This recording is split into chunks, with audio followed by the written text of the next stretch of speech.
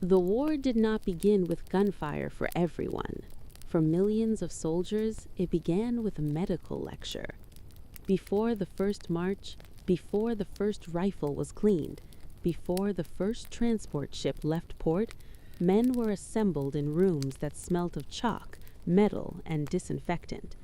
Officers spoke about discipline. Doctors spoke about disease. Charts were displayed. Warnings were repeated. And somewhere between morality and medicine, a thin strip of rubber quietly entered modern warfare. World War II would later be remembered for tanks rolling through cities, for bombers darkening skies, for mass graves and victory parades.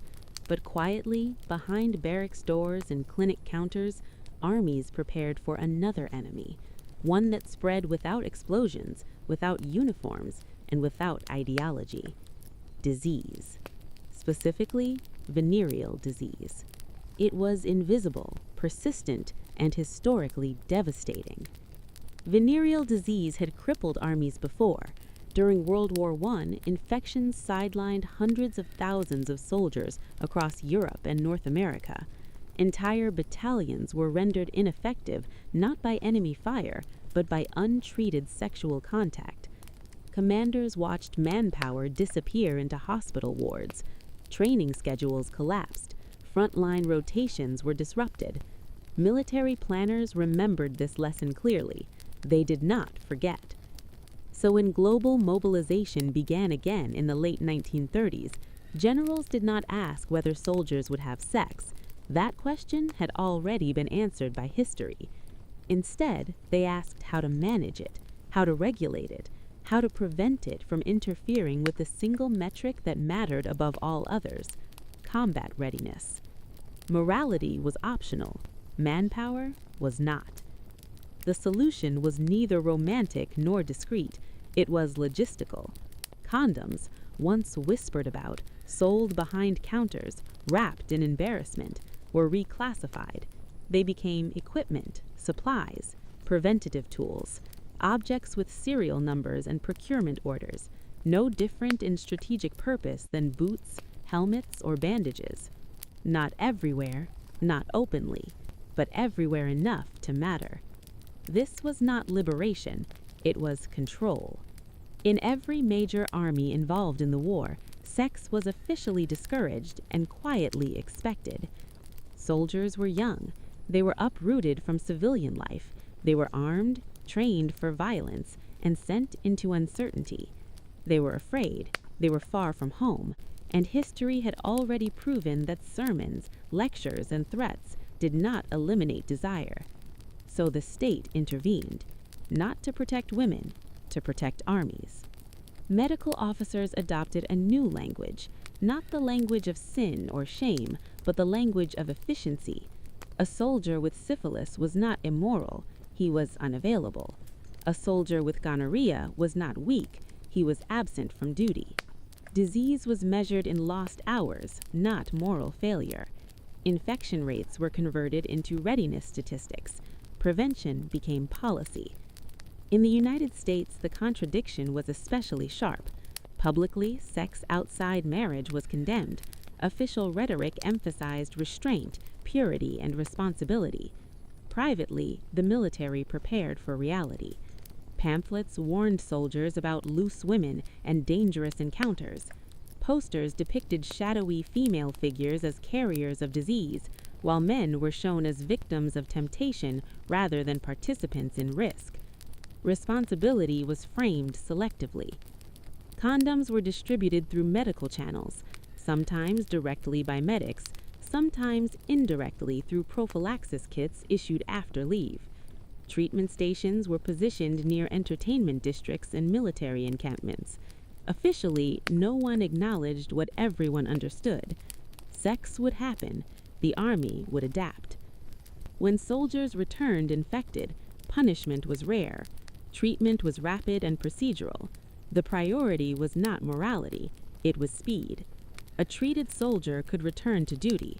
A soldier lost to complications could not. Medicine existed to preserve numbers, not to assign blame. Women near bases paid the price. Local police conducted sweeps. Prostitutes were arrested.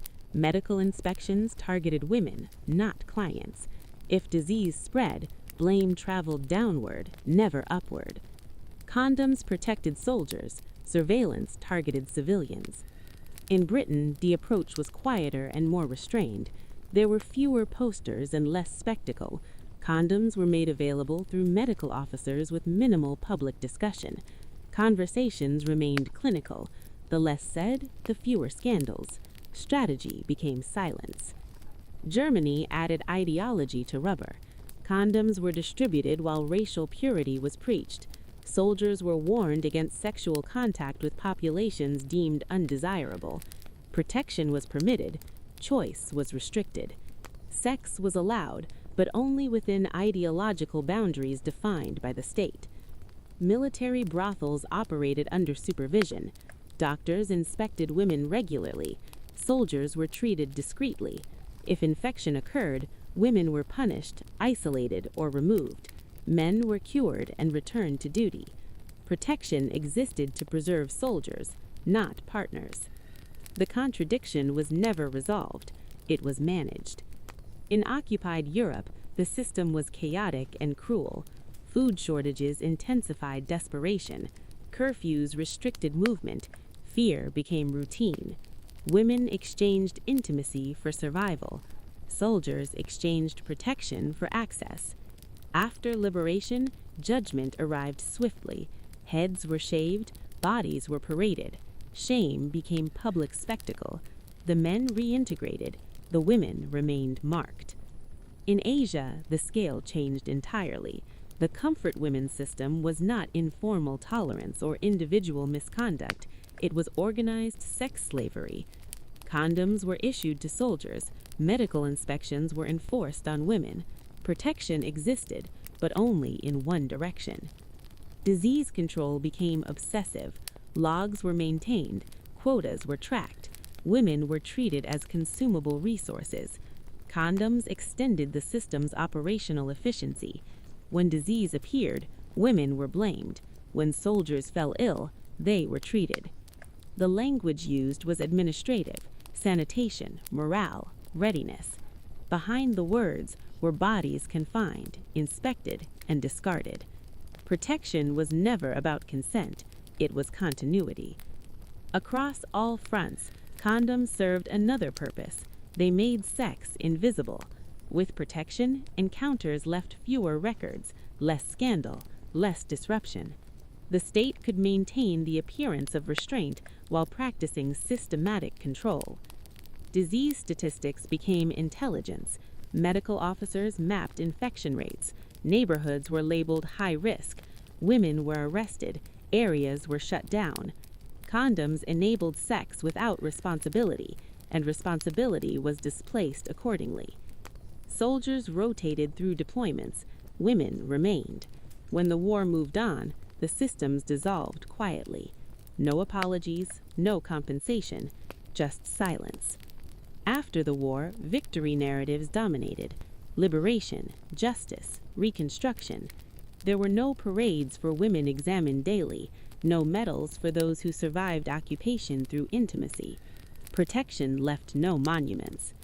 Some archives spoke later: medical records, supply orders, inspection logs. Condoms appeared throughout the paperwork, evidence of a truth few wanted to narrate. Sex had been militarized. The irony remains simple. Condoms reduced disease. They saved lives. But they also allowed exploitation to continue longer, quieter, and cleaner. Protection without accountability is not neutrality. It is policy. Armies learned a lesson they never forgot. Control desire. Do not eliminate it. Modern militaries still distribute protection and still monitor disease. The language has softened. The structure remains.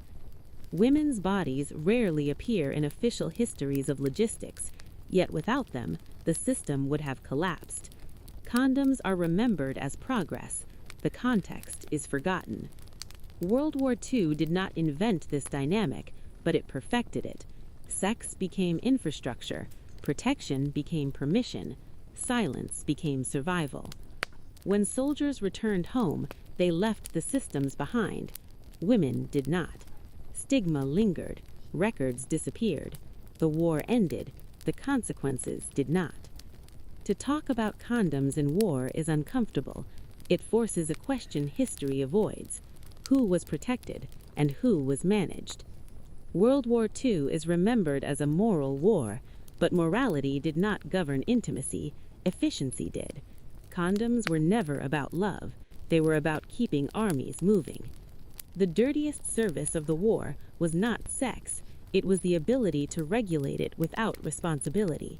Protection was issued, silence was enforced, and history marched on. Clean hands, stained records, and millions of untold lives left behind.